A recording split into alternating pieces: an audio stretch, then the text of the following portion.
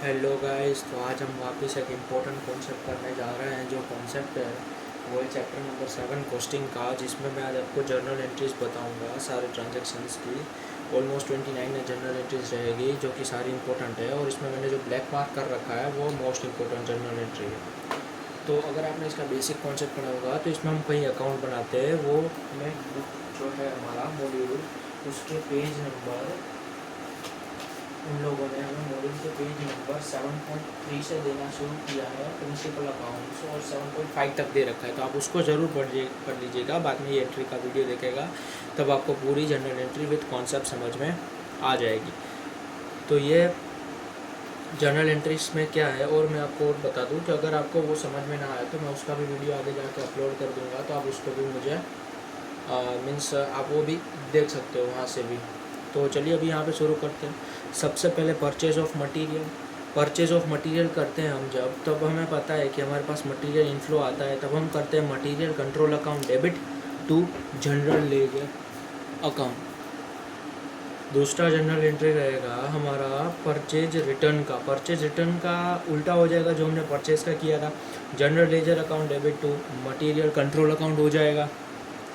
ये आपको अभी अकाउंट समझ में नहीं आए होंगे, क्योंकि अगर आपने कॉन्सेप्ट नहीं पढ़ा है तो आप पहले कॉन्सेप्ट पढ़ लीजिएगा। मैं वापस आपको रिपीट कर रहा हूँ, तभी आपको ये पूरा समझ में एक्चुअली में आएगा। तो चलिए अभी हम तीसरी एंट्री करते हैं, वो है डायरेक्ट इश्यू ऑफ मटेरियल किया है हमने प्रोडक्शन में। अगर हमने डायरेक्ट इश्यू ऑफ मटेरियल किया है तो हम, आपको पता है कि प्रोडक्शन में हम अगर हमने मटेरियल को इशू किया है तो हम उसमें वर्क इन प्रोग्रेस अकाउंट को यूज़ करते हैं। तो हमने यहाँ पे किया है work in progress account debit to material control account हमने इसलिए डेबिट किया है क्योंकि क्रेडिट किया है क्योंकि हमारा यहाँ से मटेरियल बाहर जा रहा है, यानी इसलिए हमने वो क्रेडिट किया है। बाद में लिखा है मटेरियल रिटर्न किया है हमने, मटेरियल रिटर्न में आया है प्रोडक्शन डिपार्टमेंट से, तो सेम इसकी उल्टी एंट्री बन जाएगी। इसका ये रिवर्स हो जाएगा, और ये इसका रिवर्स बन जाएगा। ओके, इसके बाद है इश्यू ऑफ मटेरियल। कहाँ पे किया है? इनडायरेक्ट मटेरियल इशू किया है। तो इनडायरेक्ट मटेरियल अगर आपने इशू किया तो हमें पता है कि हम ओवरहेड अकाउंट वहाँ पे यूज़ करते हैं, तो वो हो जाएगा overhead control account debit to material control account. मैं वापस से आपको बता रहा हूँ क्यों हम यहाँ पे क्रेडिट कर रहे हैं, ताकि मटेरियल जा रहा है। आप ये बात याद रखिएगा कि मटेरियल कंट्रोल अकाउंट है वो तभी डेबिट जब होता है जब उसको परचेज होता है मटेरियल, यानी कोई भी ऐसा तरीका जिससे मटेरियल हमारे पास आ रहा है तो वहाँ पे मटेरियल कंट्रोल अकाउंट डेबिट होगा, और मटेरियल जा रहा है तो मटेरियल कंट्रोल अकाउंट क्रेडिट होगा। तो यहाँ पे हमने इश्यू किया जैसा कि यहाँ पे लिखा है, इसलिए मटेरियल कंट्रोल अकाउंट क्रेडिट किया है। बाद में ओवरहेड कंट्रोल अकाउंट को हमने डेबिट किया क्योंकि वो इनडायरेक्ट वे से जा रहा है, इसीलिए। बाद में लिखा है मटेरियल इशू किया है हमने, कहाँ पे इशू किया है? रिपेयर एंड मेंटेनेंस पे, ऑफिशियल वर्क पे, मार्केटिंग पे, उसके पर्पस के लिए हमने इशू किया है मटेरियल को। तो ये एक इम्पोर्टेंट एंट्री होगी, क्योंकि देखो ये तो कॉमन चीज़ रहेगी, मटेरियल जा रहे हैं यानी। ओके, तो ऊपर जो है अगर हमने रिपेयर एंड मेंटेनेंस के लिए किया है मटेरियल तो हमारा फैक्ट्री ओवरहेड आ जाएगा। अगर हमने ऑफिशियल के लिए किया है तो हमारा ऑफिस ओवरहेड कंट्रोल अकाउंट आ जाएगा, और मार्केटिंग के लिए किया है तो सेल्स एंड डिस्ट्रीब्यूशन ओवरहेड आ जाएगा। अगर आप ध्यान से देखो गाइस, तो यहाँ पे जो देखो, यहाँ पे भी हमने इशू किया है, यहाँ पे भी इशू किया है। यहाँ पे सिर्फ कंट्रोल अकाउंट लिखा है, यहाँ पे स्पेसिफिक जो कंट्रोल अकाउंट है उसका नेम भी लिखा है, यानी देखो सिर्फ यहाँ पे फैक्ट्री ओवरहेड कंट्रोल अकाउंट लिखा है, लेकिन यहाँ पे हमने जो इशू किया जिस डिपार्टमेंट को किया वो भी लिखा है कि फैक्ट्री ओवरहेड कंट्रोल अकाउंट। यहाँ पे मैंने कंट्रोल अकाउंट नहीं लिखा है, वो आप थोड़ा सा अंडरस्टैंड कर लीजिएगा। बाद में हमारी 7th एंट्री है जो मटेरियल इशू किया है। कहाँ पे इशू किया है हमने मटेरियल को? जो मटेरियल है वो हमने कंस्ट्रक्शन पे यूज़ किया है, कोई भी असेट के। अगर कोई भी असेट के कंस्ट्रक्शन में यूज़ किया है मटेरियल यूज़ किया है, वापस से मटेरियल आया, तो यहाँ पे भी मटेरियल कंट्रोल अकाउंट क्रेडिट होगा। और जो असेट अकाउंट है वो हमारा असेट बढ़ रहा है तो वो डेबिट हो जाएगा। बाद में मटेरियल परचेज तो किया लेकिन डायरेक्ट कर प्रोडक्शन पे इश्यू कर दिया। अगर परचेज किया और डायरेक्ट प्रोडक्शन पे इश्यू कर दिया तो मटेरियल जो कंट्रोल अकाउंट है उसका तो कहीं इन्वॉल्वमेंट ही नहीं आया। तो अगर ये देखो, ये एंट्री 2 एंट्री की मर्ज एंट्री है। कौन सी 2 एंट्री की मर्ज एंट्री है मैं आपको बताता हूँ कि ये जो 8th एंट्री है ये फर्स्ट एंड थर्ड की मर्ज एंट्री है। अगर आप सिर्फ फर्स्ट पे और थर्ड पे ही ध्यान दें और इस पे आप ध्यान ना दें, चलो अब आपको यहाँ पे दिख रहा होगा, अभी आप फर्स्ट और थर्ड पे ही ध्यान दें तो देखो यहाँ पे मटेरियल कंट्रोल अकाउंट डेबिट हो रहा है, यहाँ पे क्रेडिट हो रहा है, यानी इसको कट कर दो दोनों को, तो बच्चा क्या, WIP account debit to general ledger account. तो आप एंट्री देख लीजिए, 8th की क्या है, डायरेक्ट इश्यू कर दिया, मटेरियल कंट्रोल का कहीं पे इन्वॉल्वमेंट ही नहीं आया, इसीलिए ये 8th एंट्री का कॉन्सेप्ट था। 9th entry for carriage inwards and freight, freight और कैरेज इनवर्ड्स का यहाँ पे एंट्री लिखा है मटेरियल कंट्रोल और finish goods account debit to general ledger. General ledger अगर आपको पता है कि जैसे कोई भी बैंक हो, कैश का ट्रांजैक्शन हो या फिर पर्सनल नेचर का हो, तो हम वहाँ पे जनरल लेजर अकाउंट ही कॉमनली यूज़ करते हैं सभी जगह। ओके, और जनरल लेजर के कई सारे अलग अलग डिफरेंट टाइप के नेम्स भी होते हैं जनरल लेजर अकाउंट के, जैसे कि अलग अलग इन लोगों ने नेम दे रखे हैं, पोस्ट लेजर अकाउंट देता है, कोई मीन्स वो अलग अलग नेम से हम उसको बुला सकते हैं। ओके, तो यहाँ पे जनरल लेजर अकाउंट इसलिए क्रिएट किया क्योंकि हमने उसको पेमेंट किया है, और मटेरियल कंट्रोल अकाउंट जब डायरेक्ट मटेरियल इश्यू हुआ है तब किया, और फिनिश गुड्स के तब किया जब वो इनडायरेक्ट वे से इश्यू हुआ है। बाद में हुआ है नॉर्मल लॉस ऑफ मटेरियल। अगर हमने नॉर्मल लॉस हुआ है मटेरियल का, देखो नॉर्मल से पहले मैं आपको एबनॉर्मल समझाता हूँ।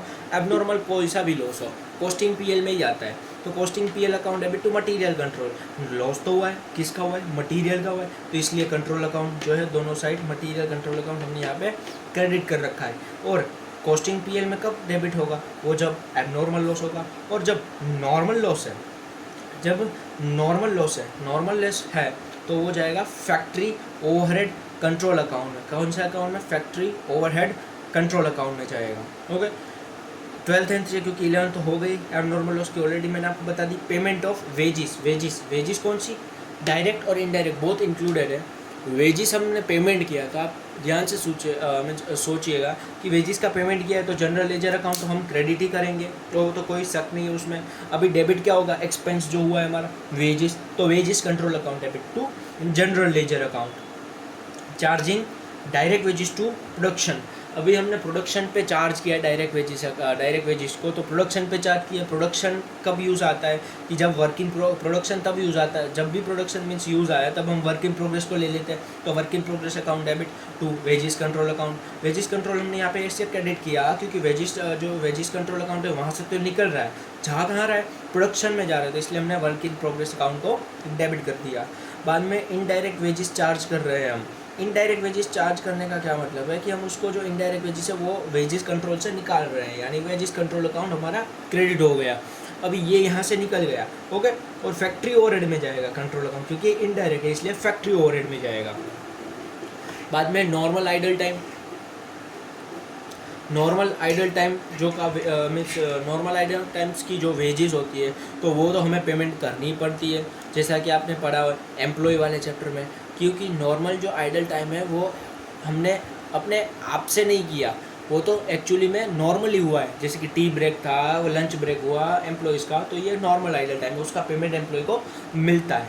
ओके, तो यहाँ पे उसका जो वेजेस कंट्रोल है वो हम नॉर्मल आइडल टाइम को कैसे चार्ज करेंगे, वो फैक्ट्री ओवरहेड अकाउंट में जाएगा और वेजेस कंट्रोल अकाउंट से निकल जाएगा।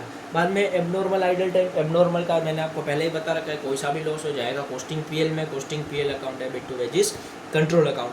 17th एंट्री है पेमेंट ऑफ ओवरहेड का पेमेंट कर रहे हैं, तो जिसका भी ओवरहेड का पेमेंट किया उसको डेबिट कर दो, और किया है बैंक से, बैंक आता नहीं है, जनरल लेजर आता है, तो जनरल लेजर अकाउंट को क्रेडिट कर दिया हमने। Okay, overhead control account debit to general laser.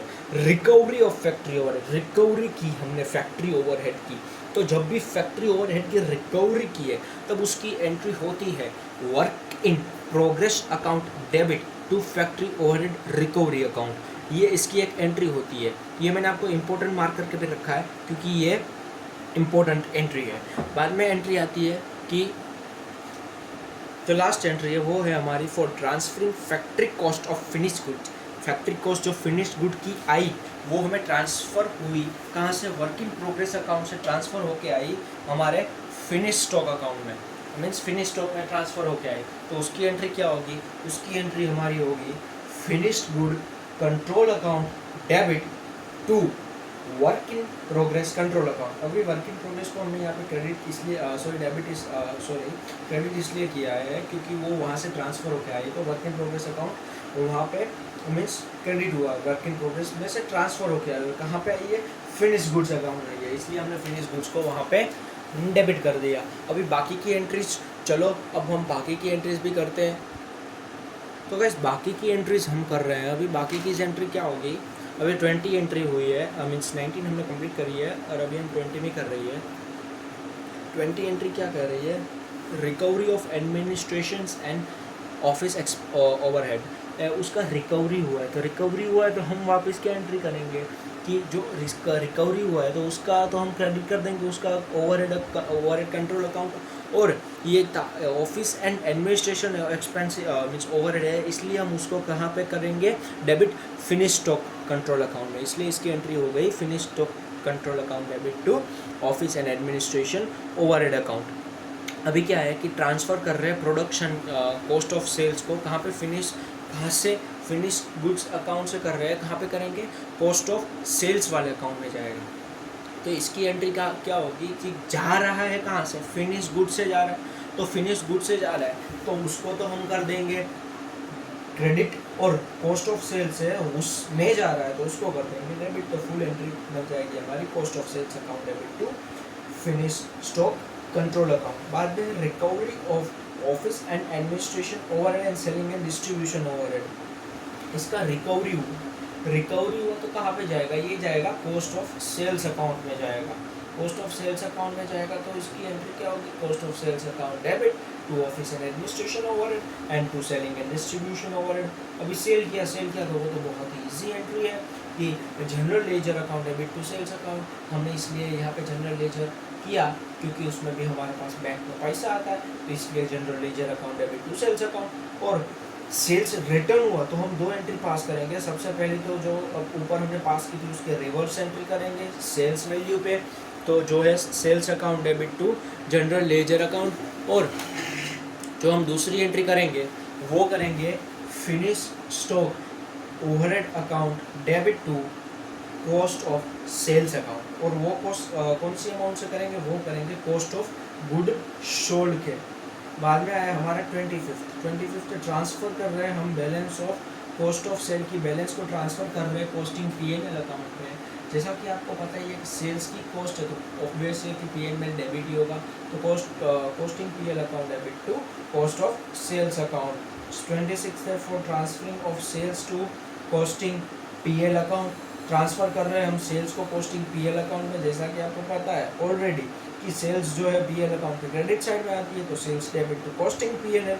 बाद में एक अंडर रिकवरी, यानी अंडर रिकवरी हुई है हमारे जो ओवरहेड्स है उसकी अंडर रिकवरी हुई है, तो हमारे लिए तो लॉस है, तो लॉस होगा costing P&L account debit to जिस कौन सी अंडर रिकवरी हुआ है उसका ओवरहेड अकाउंट, यानी costing P&L account debit to overhead control account. बाद में आया ओवर रिकवरी हमारे लिए फ़ायदा है, तो फ़ायदा है तो ये कॉस्टिंग P&L में क्रेडिट होगा, और जो ओवरहेड मीन्स जिस ओवरहेड की रिकवरी हुई है वो भी कौन सी वाली, ओवर वाली, उसको हम डेबिट कर देंगे, यानी overhead control account debit to costing P&L account. और बाद में अगर नेट प्रॉफिट बच जाएगा हमारा कॉस्टिंग P&L में, तो वो हो जाएगा बाद में जनरल लेजर में, तो उसकी एंट्री होगी costing P&L account debit to general ledger account. तो गाइस ये हमारी ऑलमोस्ट 29 एंट्रीज थी। और अब मैं वापस एक बार लास्ट बार आपको रिपीट कर रहा हूँ कि ये एंट्रीज आपको तभी डिटेल में इन डेप्थ में समझ आएगी जब भी मैंने आपको जो पेज नंबर बोला था एट द बिगिनिंग, वापस मैं आपको बता देता हूँ, जो कि 7.3 to 7.5 में जो इन लोगों ने प्रिंसिपल वो दे रखा है अकाउंट्स, वो आप पढ़ोगे तभी आपको ये जनरल एंट्री इजीली समझ में आएगी। ऑलमोस्ट ये पूरा आपका चैप्टर कवर कर लेगी। इसमें कोई अगर इंपॉर्टेंट क्वेश्चन होगा तो ये जनरल एंट्री जो मैंने आपको करवाई उससे सॉल्व डेफिनेटली हो जाएगा। और जो अकाउंट्स बनाने हैं, लेजर्स बनाने हैं, तो वो भी आप जनरल एंट्री से आप बना सकते हो ईजीली। तो ये मेरे हिसाब से तो आप अगर ये चैप्टर में देखो तो इतना कॉन्सेप्ट बहुत ही मीन्स ओवर हो, मीन्स इससे ज़्यादा कुछ इस चैप्टर में हो नहीं सकता। तो अगर इसका कोई इंपॉर्टेंट क्वेश्चन है, अगर वो भी आप में डाउट है, तो अब आप मुझे कमेंट कीजिएगा, तो मैं आपको उसका सॉल्यूशन प्रोवाइड करूँगा। Otherwise as per my recommendation ये चैप्टर में कोई ऐसा इंपॉर्टेंट क्वेश्चन इस जो कॉन्सेप्ट मैंने आपको सिखाया उससे कोई आगे नहीं जाएगा। तो अगर आपको हमारा वीडियो अच्छा लगा और आप हमें मीन्स बना हमारी चैनल से जुड़े रहना चाहते तो आप इस चैनल को लाइक शेयर एंड सब्सक्राइब जरूर कीजिएगा। Thank you.